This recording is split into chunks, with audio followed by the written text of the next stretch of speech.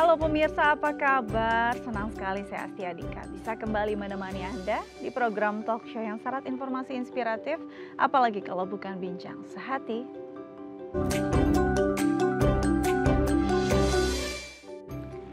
Pemirsa, bincang sehati, bagaimana yang Anda rasakan ketika Anda bicara dengan orang lain lalu orang tersebut, hah? Hoh gitu ya. Kayaknya banyak banget sekarang generasi hahoh. Jadi benar-benar nggak bisa sekali jalan untuk berkomunikasi. Mintanya diulang dan udah diulang pun kadang-kadang masih mau lagi bonus gitu ya. 3 kali ulang dapat payung biasanya nih. Nah, kalau kita bicara masalah pendengaran ini akhir-akhir ini kok banyak ya di sekeliling kita, bahkan yang anak-anak masih muda udah nggak begitu optimal nih pendengarannya. Nah, ini akan menjadi topik kita hari ini. Tapi sebelum itu kita akan bahas dulu nih mitos atau fakta seputar pendengaran. Yang pertama adalah gangguan pendengaran adalah proses alami yang tidak dapat dihindari. Jadi kalau kita bicara tentang gangguan pendengaran kok kualitasnya lama-lama menurun gitu ya. Banyak yang bilang, oh itu memang proses alami kok, gak bisa dihindari pastinya, namanya juga telinga dipakai setiap hari gitu. Ini mitos atau fakta sih bahwa sebenarnya ini bisa lo dicegah, bisa lo sampai nanti kita di usia senja tuh mendengar dengan kondisi yang jauh lebih baik, tidak sampai harus diulang-ulang atau diteriaki gitu ya oleh orang sekitar kita. Nah, ini mitos atau fakta nanti kita akan konfirmasi bersama dokter kita hari ini. Oke, selanjutnya adalah kotoran di telinga harus sering dibersihkan. Nah, kayaknya nggak nyaman ya kalau ada kotoran di telinga, rasanya juga selain nggak higienis, nggak bersih, terus juga rasanya mungkin ada sedikit kayak nggak nyaman atau gatal gitu kalau misalkan kotorannya menumpuk. Nah, ini juga kan mungkin orang di sekeliling kita merasa tidak nyaman nih kalau sampai ada hal-hal yang muncul di antara liang itu gitu ya. Tapi apakah memang harus sering dibersihkan? Cara membersihkan yang benar tuh seperti apa? Dan mungkin berapa ya jarak ideal untuk membersihkan telinga kita dari waktu pertama, waktu kedua, apakah butuh jarak yang cukup panjang gitu ya agar bisa optimal juga pembersihannya. Nanti kita akan bahas bersama dokter kita hari ini. Oke, selanjutnya adalah telinga bisa berfungsi maksud kami telinga bisa berfungsi untuk keseimbangan tubuh. Jadi untuk menjaga keseimbangan tubuh itu posisinya ada di telinga gitu ya. Nah, apakah iya? Ada di mana tuh? Bisa nggak sih kita mungkin di center kelihatan tuh ya? Atau justru dia ada di posisi yang paling dalam? Nah, ini nanti kita akan tanyakan nih bersama dokter kita hari ini. Oke, selanjutnya adalah gangguan pendengaran bisa 100% mendapatkan pendengarannya kembali ketika mendapatkan atau menggunakan alat bantu dengar. Nah, ini benar atau tidak sih bahwa orang-orang yang memang membutuhkan alat bantu dengar ketika menggunakan alat tersebut, dia akan mendengar secara optimal, yaitu 100% seperti waktu kondisi awal saat pendengarannya masih baik-baik saja. Nah, ini nanti kita akan tanyakan nih bersama dokter kita hari ini. Selanjutnya adalah Bluetooth earphone bisa timbulkan bahaya pendengaran. Katanya kan banyak nih radiasi di sekitar kita, terutama si Bluetooth ini, katanya itu bisa ganggu loh pendengaran kita. Bener atau enggak sih? Kalau iya serem juga ya, kita kan nggak tahu nih Bluetooth siapa aja yang menyala ya. Nah, nanti kita akan tanyakan dan kita konfirmasi bersama dokter kita. Tetap bersama kami di Bincang Sehati.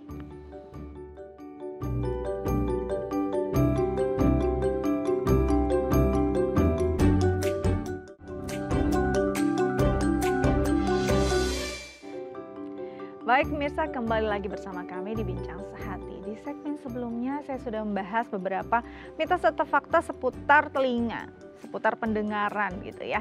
Nah, itu pembahasan saya belum valid adanya, langsung kita konfirmasi bersama dokter kita hari ini. Sudah hadir bersama saya di studio ada Dr. Bilkis, SPTHTKL, spesialis telinga hidung tenggorok bedah kepala leher dari Rumah Sakit Mitra Keluarga Kalideres. Kita langsung sapa. Halo dokter. Halo Mbak Dika. Kabar? Baik, Terima selamat pagi kasih. Mbak Dika. Selamat pagi, sudah hadir di Bincang Sehati pagi-pagi nih, kita Iya. salut banget ya dok ya sebelum praktek pastinya ya. Iya, Mbak Dika. Oke, kita akan bahas dulu nih mitos atau fakta seputar pendengaran yang mungkin selama ini masyarakat masih mungkin salah kaprah gitu ya memahaminya. Kita bahas satu persatu. Yang pertama adalah Gangguan pendengaran adalah proses alami yang kita nggak bisa hindari. Nah, kan kita bicara tentang telinga ya pasti tiap hari kita gunakan gitu ya, sama dengan mata dan juga indera lainnya. Dan itu pasti ada penurunan fungsinya, penurunan kualitasnya. Apakah benar kalau untuk pendengaran ini atau telinga ini tuh sebenarnya suatu hal yang nggak bisa kita hindari dan nggak bisa kita cegah? Ini mitos atau fakta? Bisa mitos, bisa fakta, Mbak. Oke, kenapa tuh, Dok? Kalau mitosnya dalam jangka usia 70 atau 75 masih ada pasien itu yang orang masih tua, bagus ya? laki-laki atau perempuan yang masih bisa mendengar. Oke. Pada prinsipnya kita bisa mendengar dalam kondisi 50 desibel aja, kita katakan dia masih mendengar untuk usia yang tua. Jadi itu mitosnya, berarti tidak selalu mengalami gangguan pendengaran pada usia tua. Nah, kalau faktanya memang ada juga usia 50, 59 ya mau mengarah ke 60, dia malah sudah menurun pendengarannya, biasanya sampai 80. Dengan anatomis dari telinga tersebut masih sehat gitu. Berarti faktanya memang ada. Memang gitu, ada ya? Apa tuh kalau misalnya faktanya memang ada nggak kondisi-kondisi yang memang menjadi mengganggu, potensial menjadi untuk mereka? potensial sakit gitu ya. Nah, selain memang ya istilahnya penggunaannya yang Penurunan. kurang baik ya? Nah, memang kalau dengan usia kan berarti kan otot-otot pada manusia itu kan semakin lentur, banyak ada jaringan-jaringan serabut-serabut yang sudah berkurang. Di telinga kan banyak tuh serabutnya, ada sel-sel apa.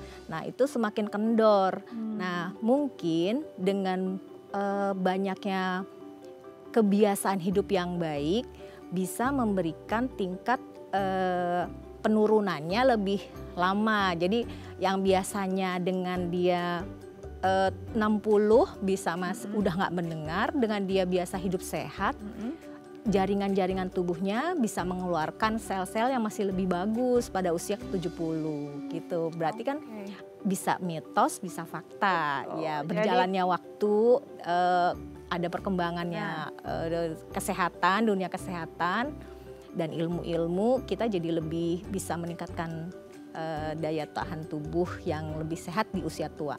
Oke, jadi bisa mitos, bisa fakta. Begitu ya, Dok ya? Oke, selanjutnya adalah mitos atau fakta nih, Dok. Kalau kotoran di telinga tuh harus sering dibersihkan. Kadang-kadang habis mandi aja rasanya nggak nyaman ya, padahal mungkin karena basah, karena air, jadi langsung tuh pakai cotton bud dibersihkan gitu.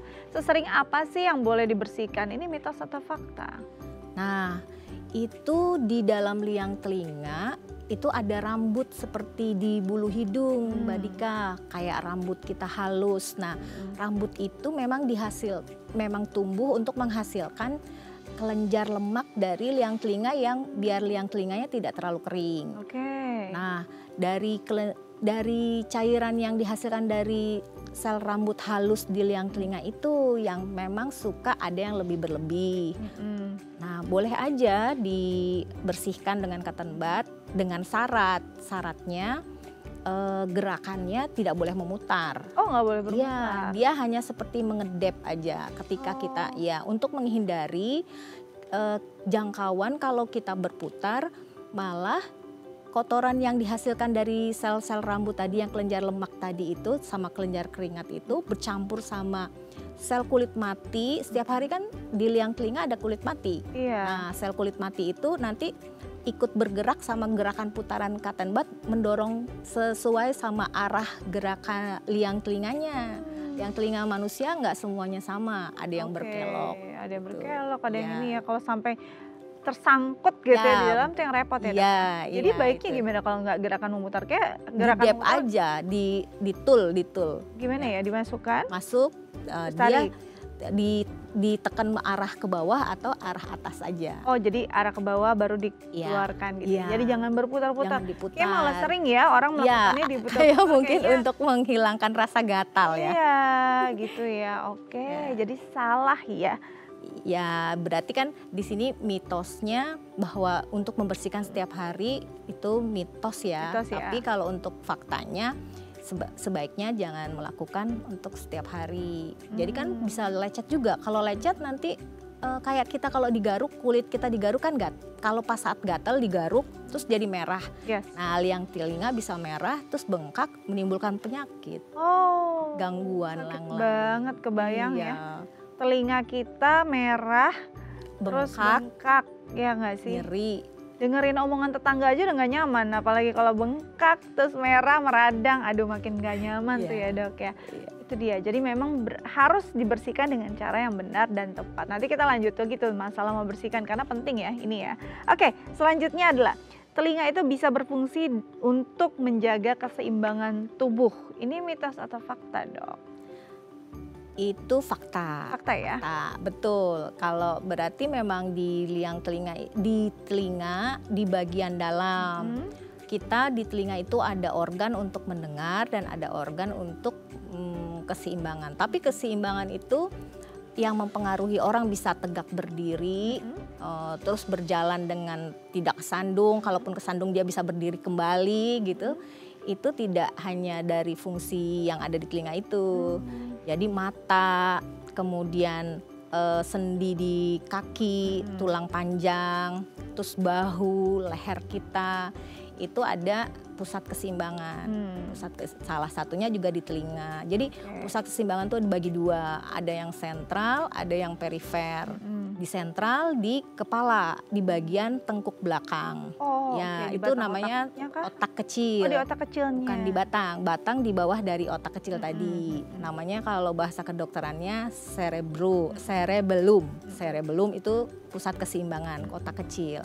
Itu sentralnya. Nah, perifernya yang di bagian di bawah dari sentral tadi ada mata.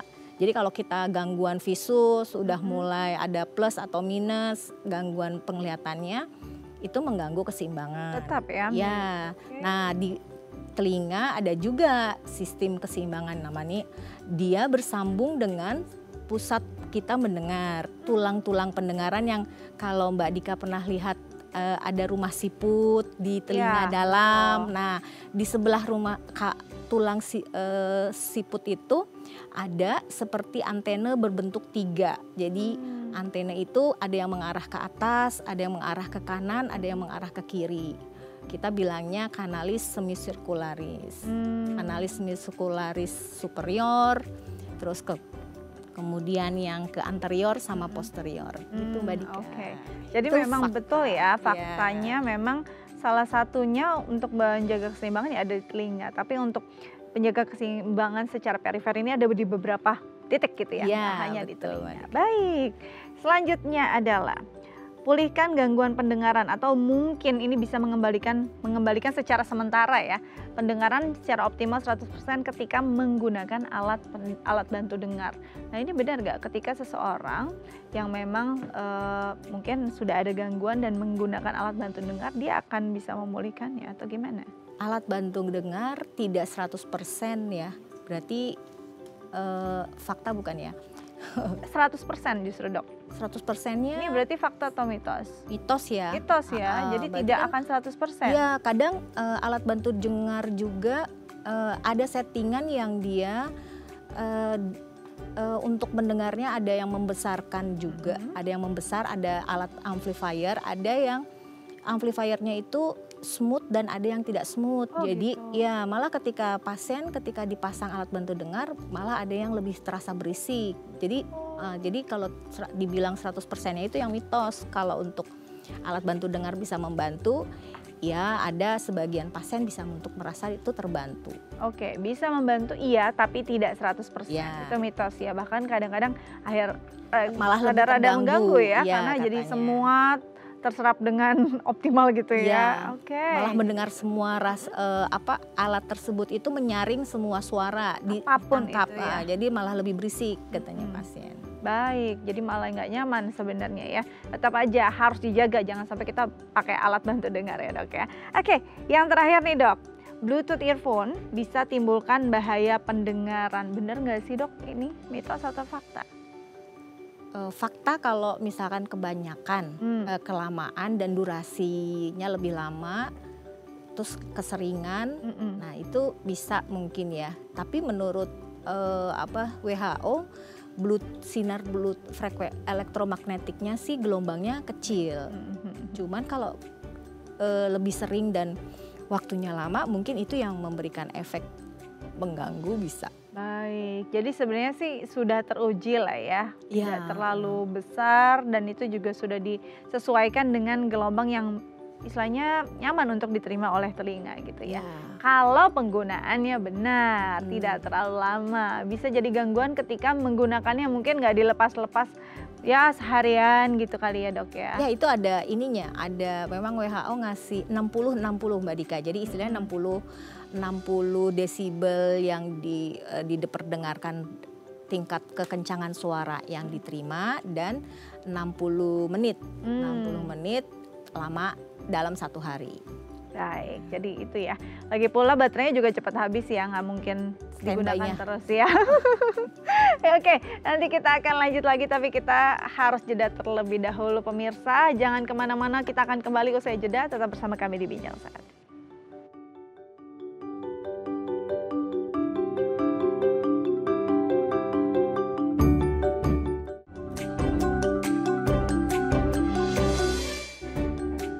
Ya pemirsa, kembali lagi bersama kami di Bincang Sehati, masih membahas tema kita hari ini tentang menjaga kesehatan pendengaran. Dan bagi pemirsa di rumah yang mungkin punya pertanyaan terkait tema kita hari ini, bisa menelpon kami di 0212903244 atau DM ke Instagram kami di @daifamily. Kita lanjut lagi bersama dengan dokter kita, Dr. Bilqis, SPTHTKL, spesialis telinga, hidung, tenggorok, bedah, kepala, leher dari Rumah Sakit Mitra Keluarga Kalideres. Oke, sebelum kita bahas pendengaran dan segala permasalahannya. Nah, kalau kita bicara telinga ya pasti orang dari kecil kita udah tahu ya, yang untuk mendengar indera apa sih telinga gitu ya. Apakah hanya itu fungsi telinga atau sebenarnya telinga begitu banyak fungsinya bagi tubuh manusia? Telinga sendiri memang seperti yang tadi kita udah bicarakan ya Mbak, telinga ada fungsi keseimbangan. Jadi kita memang mendengar lewat telinga. Keseimbangan sendiri ada di telinga juga.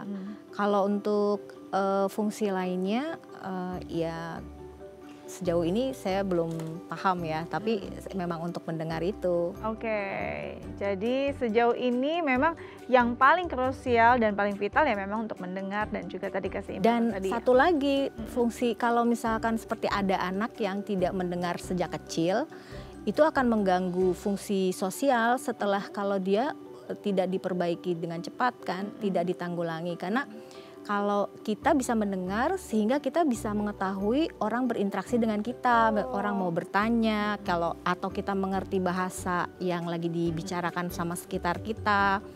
Nah, itu kan fungsi telinga ya Mbak. Jadi kalau sisi lainnya ditanyakan fungsinya telinga untuk apa? Untuk sosialisasi berarti ya. Betul. Selain jadi hanya untuk selain mendengar. fungsinya secara klinis dan juga medis, fungsinya jelas ya untuk sosial. Bahkan orang branding dirinya bisa dari pendengarannya gitu kan. Makanya suka ada yang si bolot, si budak, suka ada kayak gitu kan. Akhirnya di label orang karena sebenarnya ada masalah dari pendengarannya. Jadi kalau pendengarannya baik, fungsi sosialnya juga akan baik. Jangan sampai nanti kayak sekelilingnya kesel gitu untuk berkomunikasi dengan dia. Padahal kondisinya memang tidak nyaman. Dan anak-anak yang kalau gangguan sejak kecil itu, dia kan tidak bisa mengerti bahasa jadinya kalau misalkan dari fungsi telinga.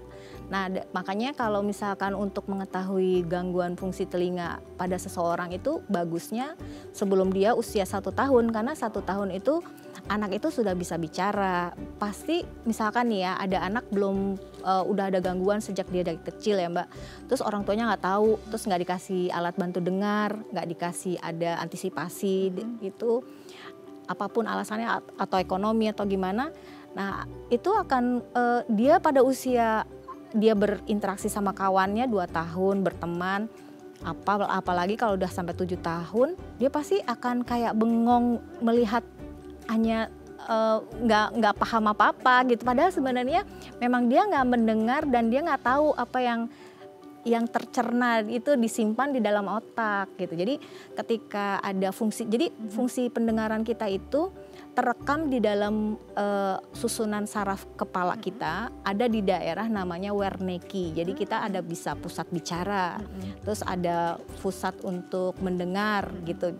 Setelah dari nervus pendengaran masuk ke saraf, itu adanya di sekitar posisi yang samping, Mbak, di temporal sama parietal. Jadi kepala kita kalau untuk berpikir kan di depan, frontal.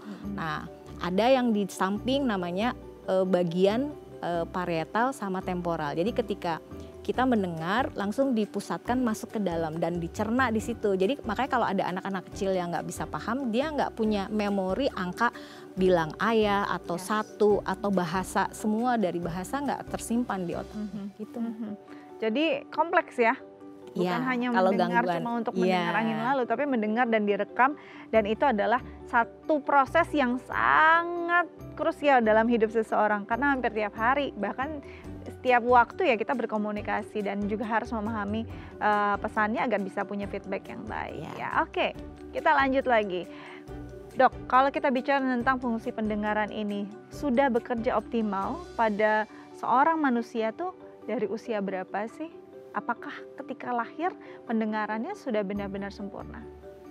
Iya, kan ada alat untuk mengetahui fungsi telinga anak bayi yang baru lahir, itu ada, Mbak. Oke. Ya, jadi bisa diketahui, tapi itu tidak menjadi indikator pasti alat tersebut, karena untuk mengetahui indikator pastinya itu ada alat seperti EKG dipasang di kepala gitu, namanya Bera. Nah, tapi kalau pada bayi-bayi yang baru lahir, kita nggak memasang alat itu, tapi kita hanya memasukkan kayak earphone propnya ke dalam telinga, terus nanti telinga itu memberikan distorsi gelombang balik, dia memberikan suara, nanti direspon balik sama membran timpani di gendang telinga. Jadi telinga luar sama telinga dalam ada pembatas namanya membran timpani. Nah, walaupun bayi masih kecil gitu, ada membran timpaninya. Membran timpaninya itu akan memberikan respon balik kalau memang telinganya normal. Namanya pemeriksaan OAE. Oke. Dan itu bisa dilakukan dari ada, bayi baru lahir. Bayi baru lahir sudah bisa dilakukan. Malah ada yang bilang kan, ayo dengarkan musik klasik pas bayi masih di kandungan. Sudah memang bisa mendengarkah bayi di dalam kandungan itu? Kalau itu secara fungsional, fungsi dari telinganya, saya kurang paham ya, tapi hanya mungkin yang tadi ya, jadi ketika bayi itu mendengar secara fisiologisnya di dalam prosesnya bayi ya, yang di dalam kandungan, terus dia akan termemorikan di dalam sel yang sel-sel otak yang berada di area parietal sama temporal. Baik, jadi itu ya. Memang kalau kita bicara tentang pendengaran nih kompleks, dan juga kalau bicara dengan bayi yang baru lahir juga kan kadang-kadang kita ini udah benar-benar dengar atau enggak sih, udah benar-benar sempurna belum sih, mana tahu suara ayah dan ibunya. Ternyata memang sudah ada pemeriksaannya yang bisa ngetes itu juga ya, Dok ya. Oke. Nah, Dok, berjalannya waktu kadang-kadang kan kita mungkin banyak ya kegiatan-kegiatan yang menggunakan pendengaran kita jadi kayaknya ekstra gitu. Apalagi sekarang tuh selalu dengan gawai, selalu dengan alat-alat atau device yang serba, mungkin kalau mau dengar musik tuh maunya lama dan kencang-kencang gitu. Sebenarnya pola hidup semacam ini akan berpengaruh besar nggak sih sama kesehatan pendengaran kita? Mempengaruhi, Mbak. Itu kan harus ada batasannya tetap ya alat tersebut, karena alat yang untuk mendengar itu apalagi yang sekarang kan tanpa kabel ya, wireless gitu ya. Wireless berarti kan ada penghubungnya, tapi kan penghubungnya yang Bluetooth tadi. Bluetooth itu kan sifatnya elektromagnetik, berarti bisa jadi itu mempengaruhi gelombang juga. Kan di dalam tubuh kita ini ada gelombang elektromagnetiknya juga di dalam tubuh kita. Jadi bisa aja nanti ada gangguan gitu, bisa. Jadi mungkin ambang pendengaran kitanya yang seharusnya manusia tuh bisa mendengar di yang normal di 20 desibel. Jadi suara yang bisa terdengar di frekuensi 1000 sampai 2000 Hz, dan tingkat kekerasannya hanya 20. Jadi ketika ini seperti kita bicara kayak gini, ini 20. Nah, kalau misalkan dengan penggunaan alat itu, rangsangan membran timpani bisa jadi kayak getarannya lebih cepat, akhirnya mungkin dia jadi lebih kaku, sehingga tingkat ambang desibelnya yang tadinya mestinya 20 atau 25 bisa jadi 30, 26 aja itu udah kita katakan gangguan pendengaran, penurunan, hearing loss di bawah 25. Nah kalau misalnya kita dengan device kita atau gawai kita kan kita nggak tahu nih mana berapa desibel nih, taunya cuma tingkat volumenya aja gitu. Kalau kita menggunakan hal yang semacam itu gitu ya, melihat dari yang sudah disiapkan di gawai, kira-kira berapa sih tingkat yang aman ketika kita mendengarkan dengan earphone? Itu di WHO mengatakan itu 60% dari suara yang paling keras. Indikasi dari WHO tidak bilang berapa desibelnya, mungkin diperkirakan antara 50 sampai 60 desibel ya kalau kita ngelakuin pakai alat, kalau kita mereksa pendengaran namanya audiometri Mbak. Jadi di situ kita menilai pendengaran yang melalui konduktif. Jadi pendengaran kita yang melalui udara. Jadi kita kalau misalnya mendengar tuh ada dua, ada yang lewat hantaran vibrasi tulang di belakang dekat temporal tadi, ada tulang namanya mastoid. Jadi kita tuh mendengar dari situ, sama dari hantaran tulang, sama ada satu lagi hantaran yang dari gelombang suara yang melalui udara menggetarkan membran timpani. Nah itu yang namanya hantaran konduksi. Jadi di adanya konektivitas. Nah dari earphone itu yang biasanya yang mengganggu di konduksi. Nah yang lebih parah lagi yang khawatir kalau dia dari konduksi, dari gelombang elektromagnetiknya dari Bluetooth mengganggu ke hantaran tulang, itu yang nanti bisa benar-benar jadi gangguan pendengarannya, udah jadi sensori neural, jadi yang ke saraf. Jadi kemana-mana ya dok? Iya. Ya? Nah ini apakah hanya karena penggunaan earphone atau ada hal-hal lain yang bisa memengaruhi? Misalnya dari kecil kayaknya kita sudah ajak ya anak-anak kita main mungkin ke salah satu tempat permainan yang suaranya bising gitu ya, entah berapa desibel di sana gitu. Lalu seperti mungkin kalau anak-anak muda sekarang nonton konser atau nongkrong di kafe yang live musiknya lumayan jedak-jeduk ya, entah itu ya mungkin ada juga yang ke bar atau mungkin ke klub gitu ya, yang anak-anak sekarang Gen Z itu juga kan luar biasa gitu. Sampai kalau kita mau bicara aja keras-keras dan teriak-teriak. Nah apakah suara-suara yang kencang ini walaupun tidak ditempelkan di telinga bisa ganggu pendengaran kita dok? Bisa, kan ada gangguan pendengaran efek dari noise, dari gangguan bising. Itu ada. Jadi kebisingan di lalu lintas aja itu bisa 60 sampai udah 60 ke atas, 60-80. Jadi kayak kita suara ngobrol gini sama kayak kita ketawa di dalam suatu ruangan. Kalau kita ketawa itu tingkat ketawa kita yang sampai setengah ngeluarin otot itu masih bisa kelihatan seperti terbahak-bahak. Tapi ketika kita di antara suara luar ada motor atau mobil di pinggir jalan, pasti itu suara itu kan bakal hilang. Artinya kebisingan dari suara itu, suara kendaraan bermotor lingkungan, itu tingkatnya berarti di atas dari ketawa kita tadi. Indikatornya gitu. Untuk melihat perbandingannya, membandingkannya. Jadi perbandingannya tadi dari kalau kita ketawa dalam satu ruangan, itu suara itu seperti keras sekali. Nah, suara itu, ketawa itu kita bawa ke ruangan yang terbuka, yang ada entah hingar-bingar klub atau musik atau memang kendaraan atau di pesawat gitu, di yang pinggir kalau kita mau naik pesawat di pinggir ininya, di pinggir baling-balingnya. Itu kan berarti punya kalau kita mau memperkirakan berapa kekuatan suara dari bising tersebut, itu aja. Kita ketawa itu 40 lah. Oke, ketawa 30, itu sekitar 40 ya. 40 yang sebenarnya kalau normalnya 20 ya. Ya, kita ngobrol gini 20 ya, itu yang paling nyaman sebenarnya ya. Jadi kalau bayangin kita mendengar di atas ketawa kita tuh sebenarnya udah. Iya, itu udah 40 ke atas gitu. Karena kita sering juga ya misalnya di tempat makan gitu kita ada orang ketawa lebih. Itu aja, itu berarti udah 40-an. Nah berarti kalau misalnya kita di antara lalu lintas terus ada kita ketawa atau suara kita nggak begitu terdengar, berarti bising dari lalu lintas itu di atas kita, di atas suara ketawa itu, gitu kan. Baik-baik itu ya. bisa jadi tips kita ya dok ya. Ya. Baik, nanti kita akan lanjut lagi tapi kita harus jeda terlebih dahulu. Pemirsa jangan kemana-mana, tetap bersama kami di Bincang Sehati.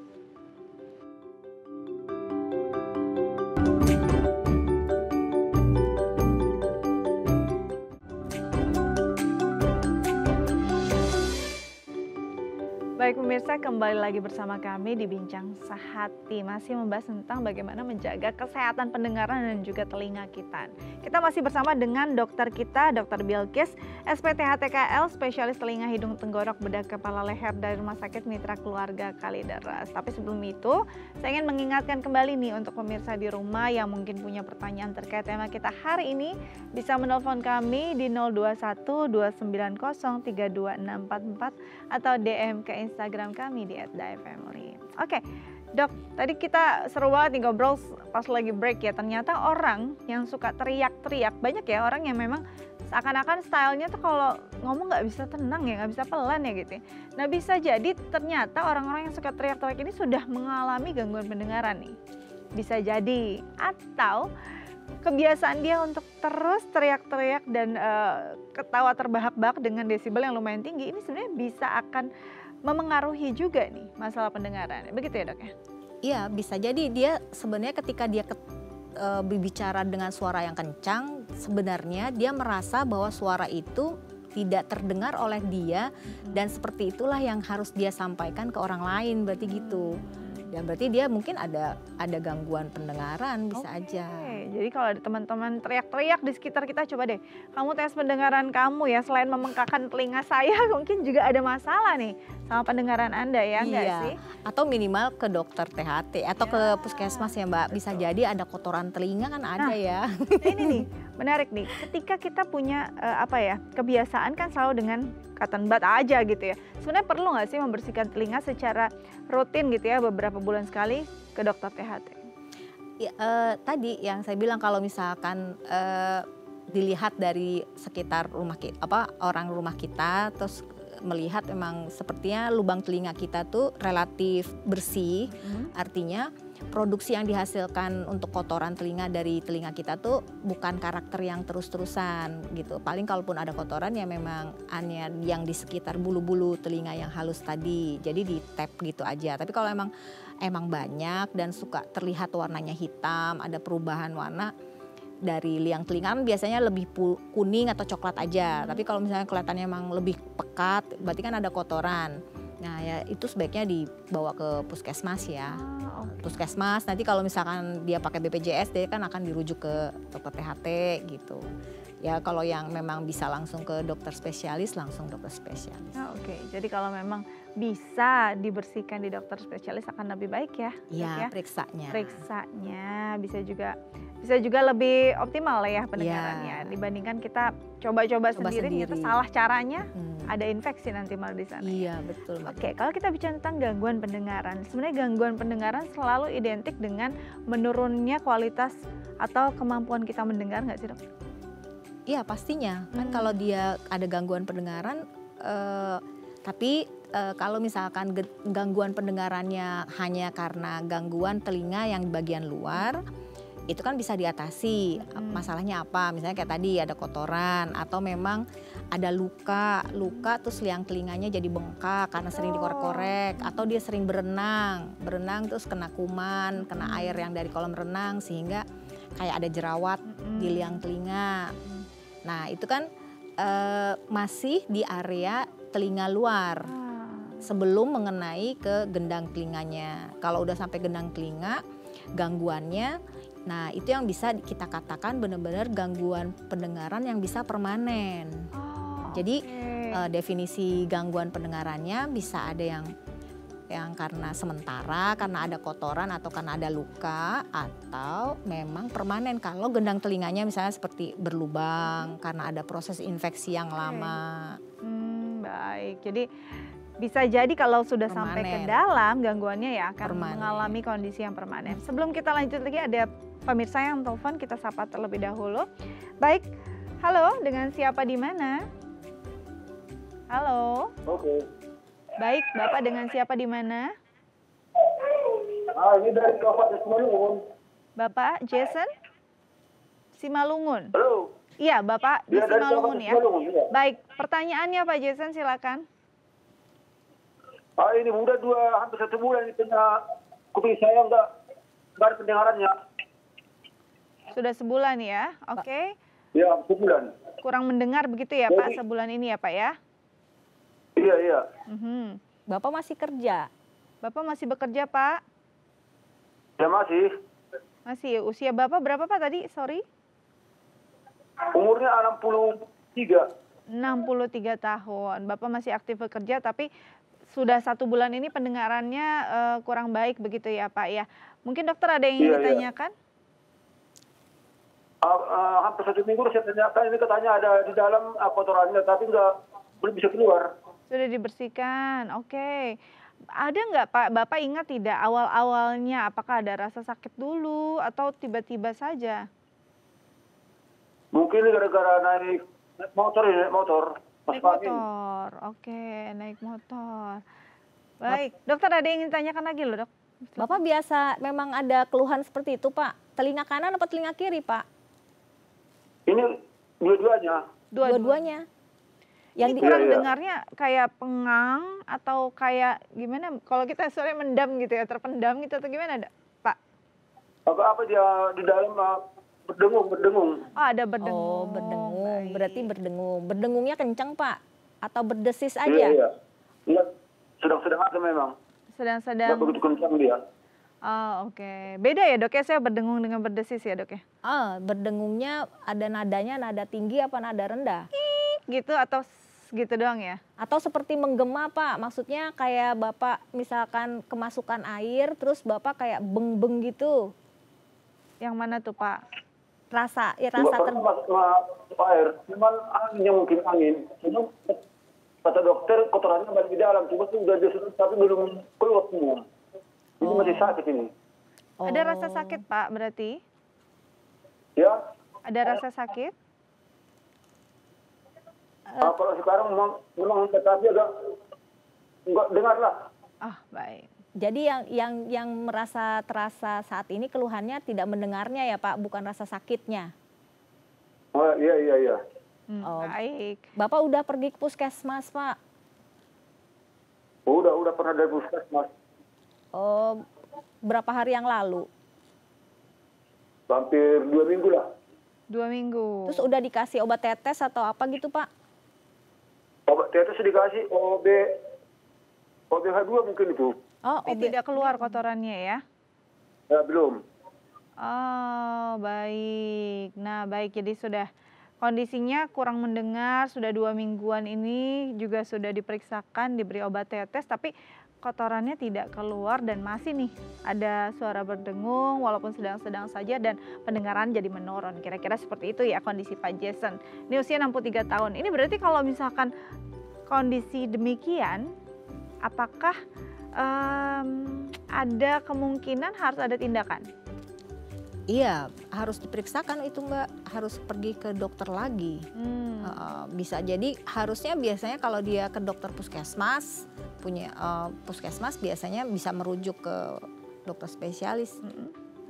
Kalau misalkan dia terus-terusan seperti itu, dokter puskesmasnya bisa juga kalau untuk kemampuan kompetensi dari dokter umum bisa kalau memang itu ada kotoran aja, Oke. kotoran ngeluarin kotoran biasa bisa itu, atau bisa juga sebenarnya dia tidak ada kotoran tapi gendang telinganya itu kan selaput ya Mbak. Nah selaput itu kan pasti dia bisa menyerap air, mungkin bisa jadi ada kotoran yang tipis yang lebih liquid, terus dia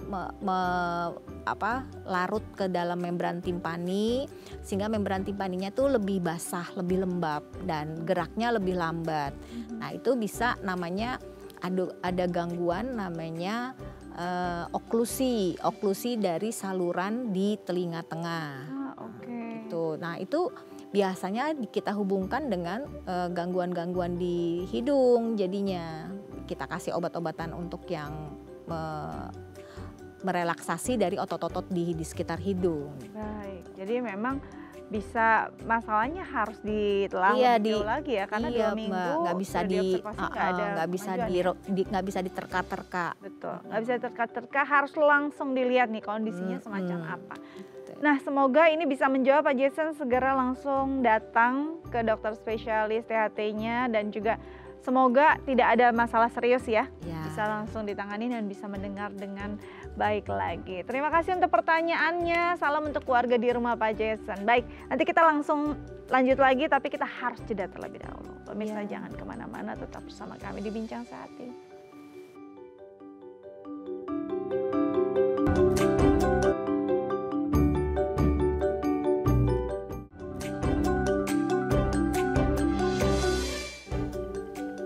Baik pemirsa, kembali lagi bersama kami di Bincang Sehati. Kita masih membahas tentang bagaimana menjaga kualitas pendengaran dan juga kesehatan telinga kita. Kita masih bersama dengan Dr. Bilqis, SPTH-TKL, spesialis telinga, hidung, tenggorok, bedak, kepala, leher dari Rumah Sakit Mitra Keluarga Kalideres.